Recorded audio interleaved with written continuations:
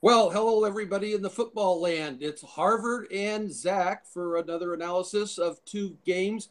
The first game's going to be in the college. UCLA is playing Stanford, and I got my Harvard hat on, so I'm all ready to go. And before we get going, if you want my plays or if you need anything to email me or Wayne Root, just make sure you write this email. I answer all emails personally. It's jbplays6@gmail.com. And if you didn't get it, I'll put it up at the end of this broadcast anyway. So, Zach, it looks like UCLA, my gosh, they've been all over the place. They won that one game 45 to 44 in their first game. Would have And come then they back put up. up, what's that? That was they were down big in that one, like 38-10 or something like that. Came back. Yeah. And then they, uh, they threw up 56 points against Hawaii. And then last week against Memphis, I guess they were running all right until the lights went out for 25 minutes. And then Memphis came back and won the game outright, which I'm telling you right now, they must have been running 95% plays on UCLA last week. I mean, everybody was on that. And we did have a play on Memphis plus the points. And you know what? Josh Rosen, he can't do it all, but, he was 34 for 56 for 463 yards, 4 touchdowns, but he did have 2 picks, and he's certainly bounced back. He's leading everything, I believe, 1,283 yards that he's passed this year, 13 touchdowns, leads the nation in that. But the UCLA defense, well, we can't even call it defense. They're out hiding in Brentwood somewhere. They have no idea how to stop anybody. They're allowing 275 yards on the ground and 240 yards passing. That's over 500 yards a game. But let's look at Stanford. What are they doing? They opened 62-7 with a great win over Rice. Then they didn't play so bad against USC. They lost 42-24. I mean, anybody can lose that there. But against San Diego State, let me ask you something, Zach. How bad Yeah. was their offense? They opened the first quarter with 3 straight 3-and-outs and wound up with no first downs. Their quarterback completed just 8 of 19 for 56 yards and 2 interceptions. The win for San Diego State was their first win over a ranked non-conference team since 1981. That's like a lot of time, 30-something years.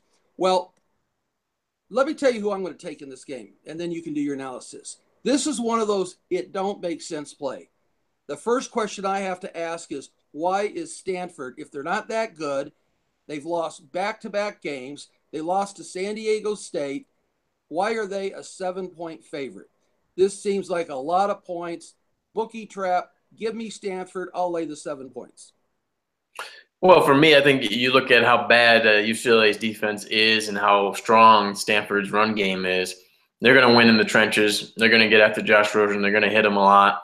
And UCLA just could not stop a thing last week against Memphis, and they couldn't stop a thing week 1 against Texas A&M. So I think essentially they look like a 1-2 team. That win against Hawaii is an annual thing for the Pac-12, beating up Hawaii. So where can UCLA muster the effort defensively to stop Stanford? I know that Stanford's coming off a bad loss to San Diego State, but San Diego State's an up-and-coming team. They've beaten Pac-12 teams before, including ASU the week prior. So let's not downgrade Stanford's loss that much. I'm more disappointed in the way UCLA played against Memphis. Really, Memphis wasn't playing defense. They weren't playing defense, and you expect the team from the Pac-12 to be able to rise above the occasion. So for me, I think there's a little bit too much points here. I know Josh Rosen struggles against these top-tier Pac-12 schools, and there's a lot of pressure on him, but I think I will side with UCLA. UCLA as a free play this week, Hollis.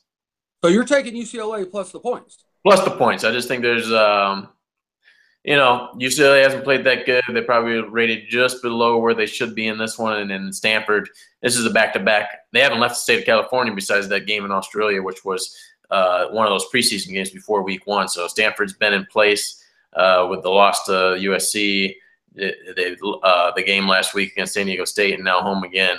So they haven't left. that's where the odds makers are shifting this line just a little bit too much, in my opinion. Okay, well, we're going to split that one. You and I usually don't split out on those games, but let's see who the battle win goes to, and let's remember to get on my plays or send me an email for myself or Wayne Root at jvplayslv6@gmail.com, and I answer every single email. And if you want to know what's going on for the rest of the month or the season or anything like that, just give me a holler. We are off to a nice start. And then stay tuned to the pro game. We're going to be looking at I believe the Sunday night game. So we'll have another video up in 1 second. Thank you.